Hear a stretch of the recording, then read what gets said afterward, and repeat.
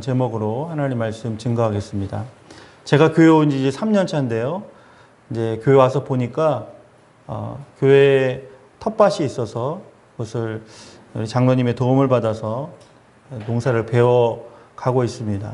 올해는 우리 김정수 집사님이 주도하셔서 밭을 잘 가꾸고 계신데 아직도 어설프기가 그지가 없죠. 농사의 농자도 모르는 사람이 농사를 한다는 게 쉬운 게 아니라는 걸 늘 느끼고 있습니다. 제가 한 가지 교훈을 얻은 게 뭐냐면요. 그 씨앗을 뿌릴 때입니다. 씨앗이나 모종은 지극히 작습니다. 그런데 그것을 수확할 때, 또 가을에 그걸 걷어들일 때는 작은 것에서 큰 것을 얻었다라는 것을 보게 되면서 하나님은 우리를 이 땅 가운데 한 알의 밀알로 심으셨습니다. 성경에 보면은 작은 겨자씨의 비유가 나오고 있지요. 달란트의 비유 중에 또 한 달란트 받은 사람에게도 하나님이 그런 정말 이 땅을 살아갈 특별한 권세와 능력을 충분히 그 한 달란트에도 주신 것입니다. 누룩도 마찬가지죠. 누룩은 너무나 적은 것이지만 그것이 부풀었을 때는 그 빵을 만드는 좋은 재료가 되고 있습니다. 오늘은 저는 교회에 대해서 이야기를 나누려고 합니다. 세상에는 많은 교회가 있습니다. 이 땅에 교회를 세우시고 오늘날까지 교회를 복되게 하신 의미가 있습니다.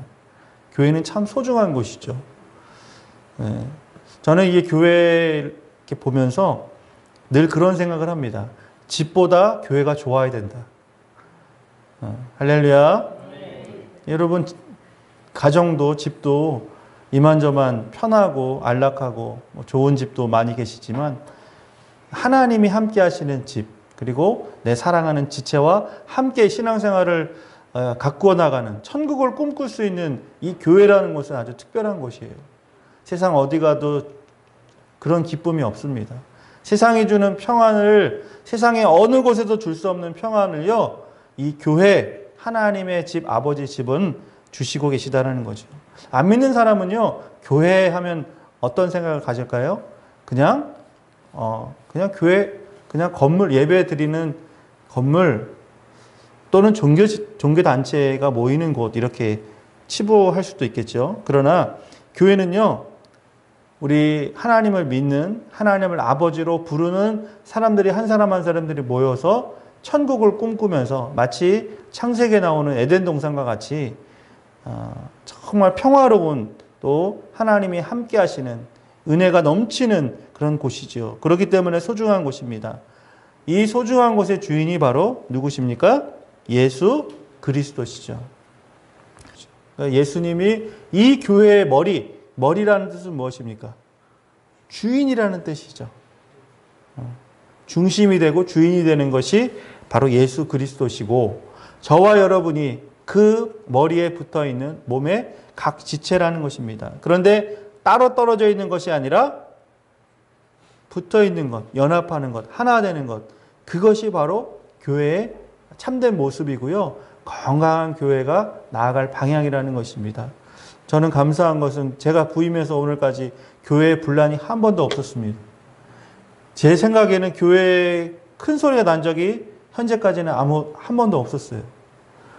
교회 역사가 제가 부임한 지 짧아서 그런지는 모르겠지만은 서로 하나 된다는 것은요, 말을 못해서 그러는 것이 아니라 인내하는 거죠.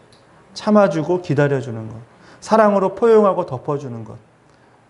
그리고 예수님의 사랑으로 그 사람을 위해서 기도하는 그런 것이 우리 구암교회의 특징이 아닌가 싶습니다. 초대교회는요, 예수님이 부활 승천하신 후에 예루살렘 교회가 또한 세워지고, 그리고 오늘 초대교회가 흩어져서 사도들과 성도들이 그곳에 가서 교회를 세우기 시작했습니다. 오늘 본문 말씀이 나오고 있는 2장과 3장에 보면 요한계시록에 7교회가 언급되고 있습니다. 그런데 오늘 그 7교회 중에 오늘 저는 빌라델비아 교회를 함께 나누고자 합니다. 7교회에 이 편지한 내용들, 그 교회들 각각마다 주의 종을 통해 반모섬에 유배되어 있는 요한을 통해서 이 말씀을 기록하게 하셨습니다.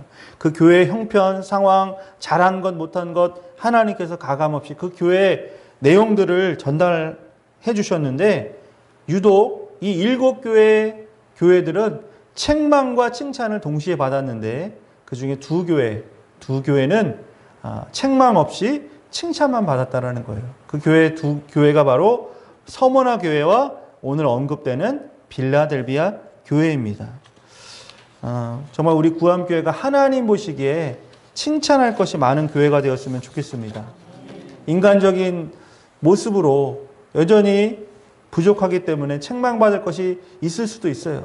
그러나 날마다 하나님의 말씀으로 다듬어가고 서로 사랑함으로 말미암아서 우리의 책망받을 그런 요소들을 조금씩 줄여가고 그래서 하나님 앞에서 오늘 서머나 교회 또 오늘 본문의 빌라델비아 교회와 같은 교회가 되었으면 좋겠습니다. 자, 빌라델비아 교회는 어떤 교회인가? 오늘 지도에 보시면은 저 가운데쯤에 빨간색 점으로 나와 있는 곳이죠. 오늘날의 튀르키예 지역입니다. 자, 이 빌라델비아는 주후 150년경 버가모 지역을 다스리던 아탈로스 2세 빌라델부스라고 하는 사람의 동생을 기념해 가지고 세워진 도시입니다. 그러니까 이 빌라델비아, 오늘날로 미국의 한 도시이기도 한 필라델피아죠. 이 필라델피아 같은 말인데 이것은 두 단어가 합성된 단어입니다. 합성어입니다. 그러니까 필레오라고 하는 것은 사랑한다는 뜻이에요. 사랑한다. 필레오. 그러니까 이제 친구와의 우정을 필레오라고 합니다. 그리고 아델포스가 형제라는 뜻이에요. 그러니까 필레오 아델포스가 합성된 것이 오늘 빌라델비아라고 하는 단어입니다. 그러니까 합치면 뭐가 됩니까? 네. 그 뜻이 형제 사랑이라고 하는 뜻이 이 도시의 이름에 함축되어 있다는 거예요. 이곳에는요, 비옥한 토지와 기후가 있었습니다. 특별히 오늘 사진을 보시는 것처럼 포도가 많이 자랐어요. 그러니까 이 포도는 그대로도 먹기도 하지만 포도주라든가 또 포도를 통해서 많은 부산물들을 만들 수 있었기 때문에 이 상업이 발달될 수 있는 도시인데 좋은 것만 있었던 것이 아니라 이곳에는요, 지진이 많이 발생되는 지역입니다. 그러니까 오늘 지금 가까운 일본의 그 지진 그 예고 때문에 많이 두려워하잖아요. 그러니까 지진이 한번 나면은 이 도시가 초토화되는 거예요. 다시 건설된다라는 거는 참 어려운 일이에요. 실제로 주후 17년과 23년도에 이 빌라델비아 지역에 큰 지진이 일어났습니다. 그러니까 이 튀르키예, 그러니까 지금 소아시아의 한 도시이기 때문에 이 도시는 어디에 속해 있냐면 그때 당시에 가장 강대국인 로마의 속국입니다. 속국이 해야 되는 일은 뭐냐면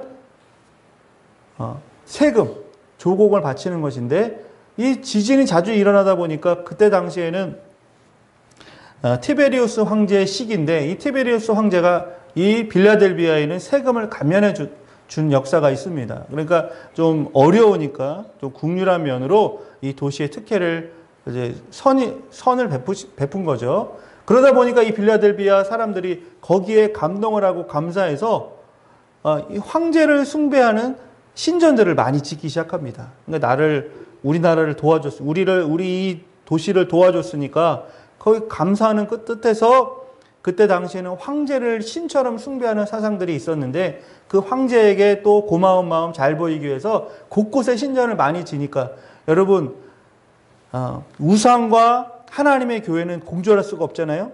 거기에는 분명 빌라델비아에 교회가 있었습니다. 그런데 그 지진이 일어나고 황제에게 덕을 입고 황제를 위해서 우상을 섬기는 신전들을 막 짓다 보니까 교회가 세력이 줄어들 수밖에 없었다는 것이죠. 특별히요, 그때 당시에는 어떤 일을 하거나 농사를 짓던가 어떤 전문적인 일을 하기 위해서는 길드라는 곳에 속해 있어야 돼요. 이 길드라는 말이 뭐냐면은 오늘날의 협동조합이에요. 농사 지시는 분들은 그 조합에 다 속해 있잖아요. 그런데 그 조합이 좋은 점이 많습니다. 그렇죠? 생계가 보장이 되니까. 그런데 이 길드에 속해 있는 사람들 중에는 이전에 예수 믿는 사람들이 있었는데 점점 이 길드에 속해 있는 유대인들을 기독교인들을 핍박하기 시작하니까 그들이 이제는 혼자 일을 해야 되는 거예요. 혼자 일을 한다는 것이 그때 당시에 너무나 어려운 일이죠. 말하자면 이것이 핍박이 된 거예요. 그 핍박의 결과가 또 교회에도 영향을 미친 것이죠. 오늘 8절의 말씀을 보면 이 빌라델비아 교회의 특징 중에 하나가 적은 능력으로. 이게 적은 능력이라는 구체적으로 무엇이냐? 바로 이러한 인과관계를 갖고 있었다는 것이죠. 먹고 사는 것, 또 신앙의 자유, 그 도시의 특징 때문에 잦은 지진 때문에도 힘들었을 것이고, 교회 다니는 것, 예수 믿는 것, 핍박이 더욱더 심해지는 도시 중에 하나가 바로 이 빌라델비아 교회였다는 것입니다. 그러나 여러분, 빌라델비아 교회는 겉으로 보기에는 힘이 없어 보이고 무력한 것 같았지만 오늘 성경 말씀에 보면 내실이 있는 교회였어요. 이 교회는요, 건실한 신앙을 가지고 이단을 물리치는 그런 교회였습니다. 여러 가지 신앙의 시련이 닥쳐와도 조금도 요동치 아니하고 인내와 성실로서 하나님의 말씀의 반석 위에 든든히 서 나아가고 있었습니다. 8절 말씀에 보면요, 오늘 말씀의 가장 핵심인 표현이 나오고 있습니다. 내가 작은 능력을 가지고도 내 말을 지키며 내 이름을 배반하지 아니하였도다. 자, 오늘 원문을 찾아보니까요, 작은 능력이 무엇인가 찾아보니까 능력이 거의 없다라는 거예요. 말하자면 무능한 것. 우리는 작은 능력이 이 빌라델비아 교회가 있었으니까 무엇인가 할 수 있는 한 가닥 희망은 있었겠구나. 어떤 교회의 최소 역할은 할 수 있겠구나라고 가정을 했는데요. 원문을 찾아가서 들어가 보니까 이 요한이 얘기하고 있는 작은 능력이라는 것은 보이지도 않을 만큼 연약한, 정말 거의 능력이 제로에 가까운 것이 바로 빌라델비아의 교회의 상황과 형편이었다는 거예요. 실제로 그 빌라델비아의 교인들의 신분은요, 낮았습니다. 지위도 보잘것이 없었어요. 그 교회에 다니시는 성도님들의 구성원들은 여타 많은 주변의 교회들과 비교했을 때 너무나 미약하고 보잘것없는 교회의 형편과 상황이었다는 것입니다. 그러나 그것은요, 세상이 보는 시각일 뿐이지 하나님이 보셨을 때는, 예수님이 보셨을 때는 결코 그 적은 능력이 적지 않았다는 것입니다.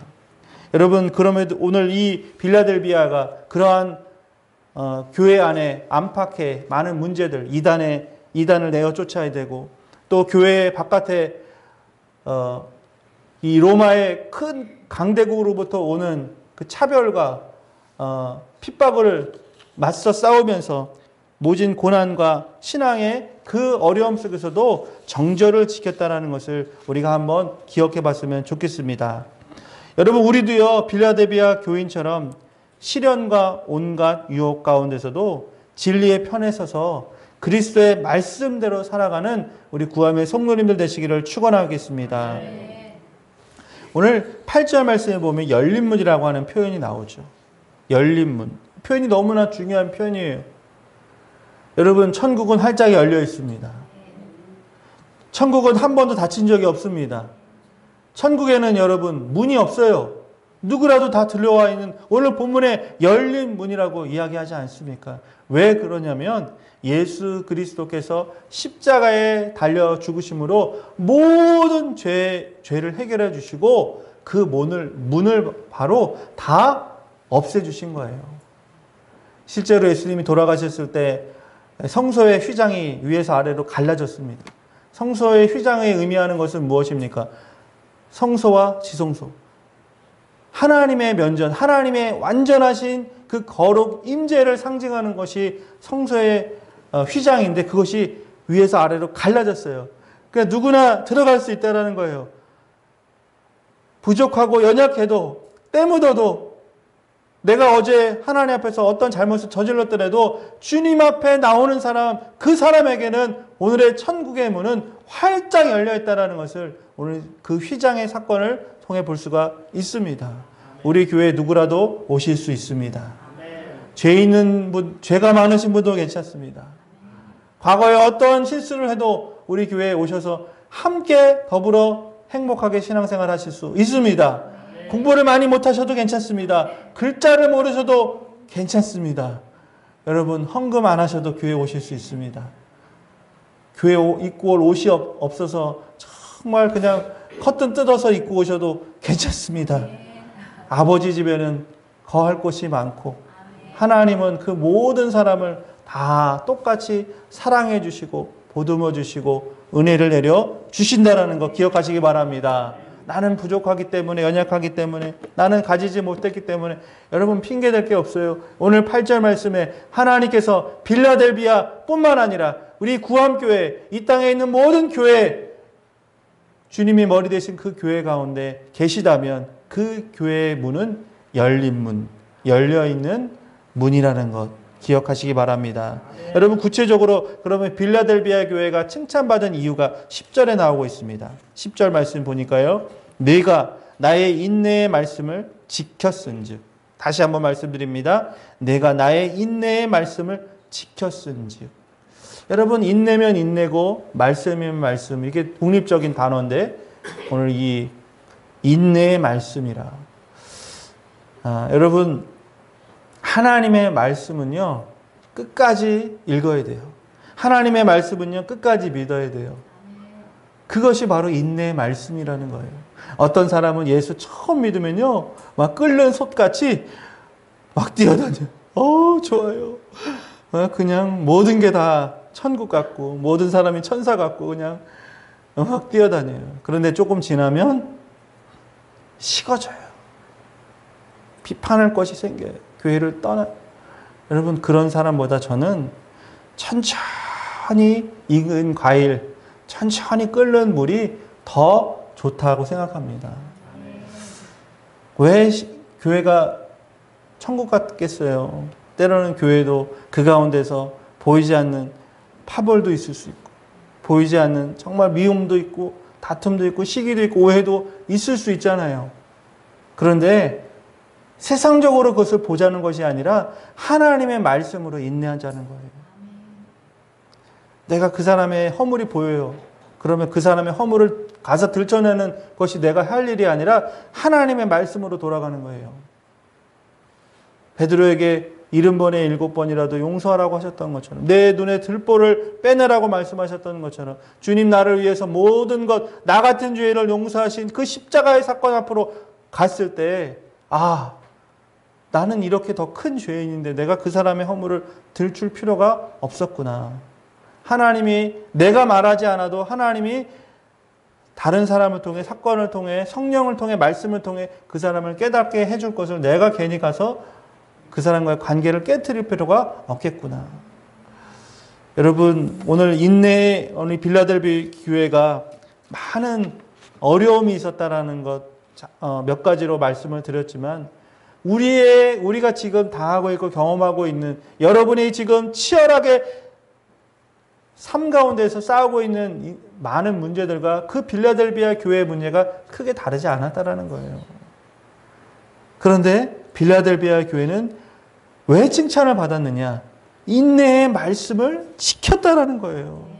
오늘 우리 교회가 구암교회가 칭찬받을 수 있는 비결이 있는데 그 비결은 바로 오늘 10절의 말씀과 같이 인내의 말씀을 지켜야 된다는 걸 기억하시기 바랍니다.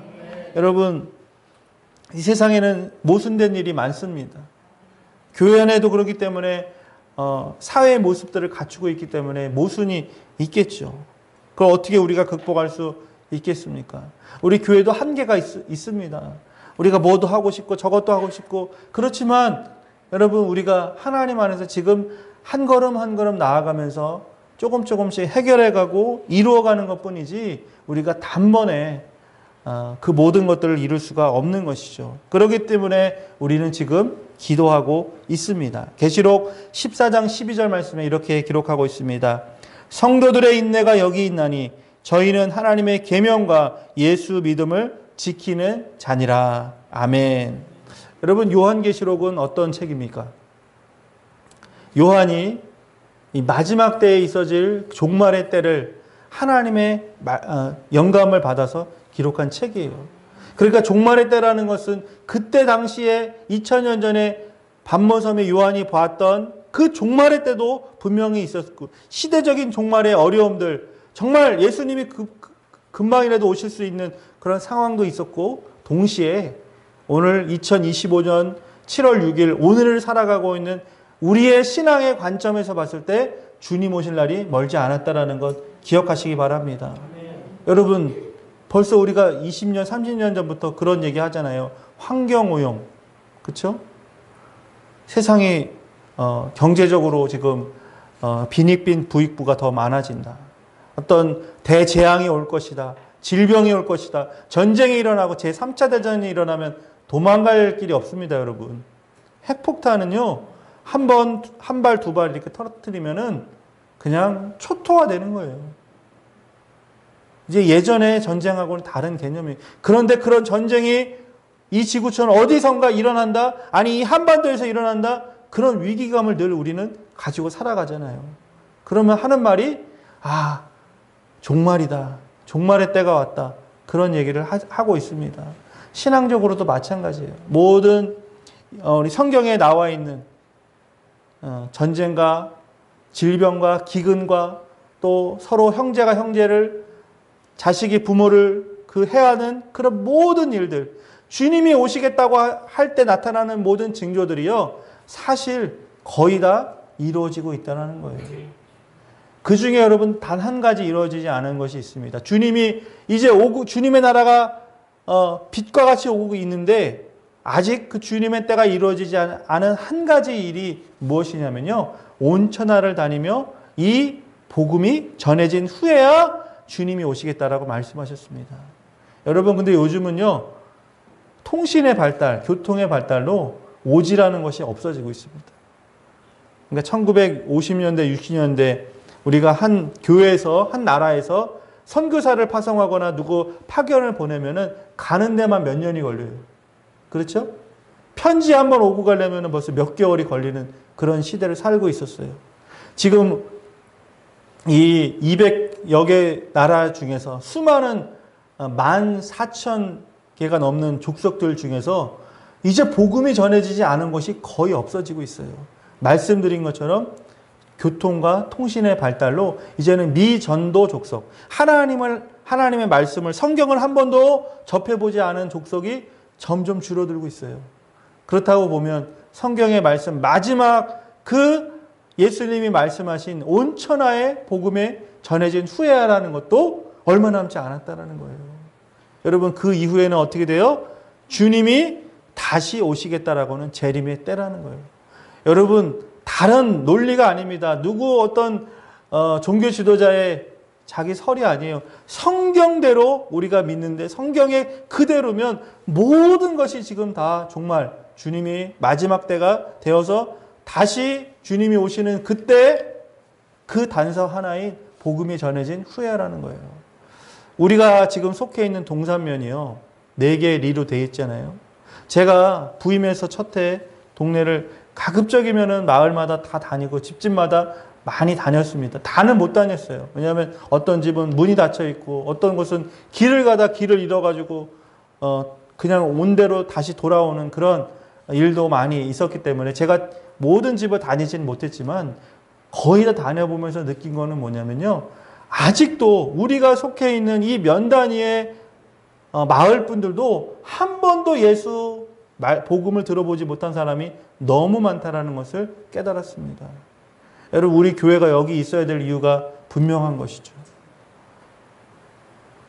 여전히 하나님 없이 죽어가는 영혼들이 많이 있습니다. 우리가 물론 하나님의 사명을 받아가지고 훈련받아서 저 아프리카 오지, 저 몽골에 북한에 가서 선교하는 것도 귀한 거죠. 그러나 주님이 말씀하신 것처럼 예루살렘과 온 유대와 사마리아와 땅끝까지 복음이 전해지는 데 있어서 내가 지금 있는 이곳부터 복음화 시키는 것이 우리가 할 수 있는 큰 숙제라고 생각합니다.